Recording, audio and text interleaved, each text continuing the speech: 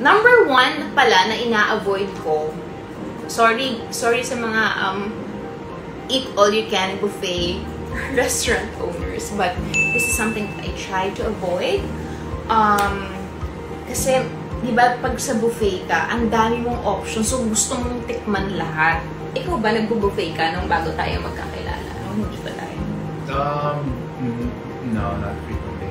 Okay. So, ako kasi, syempre, may budget ako, so, makikimura ako. Pag wala akong choice na hindi. I gotta argue with that. I actually feel lugi with the buffet because the buffet is what, 2,000?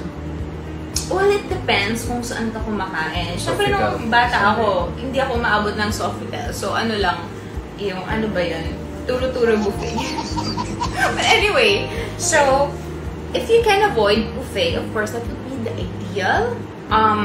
But kung wala ka talagang choice, then you choose smaller plates. Ayan, para hindi ka matempt maglagay ng sobrang dami. Medyo tataparin kang bumalik. Ayan.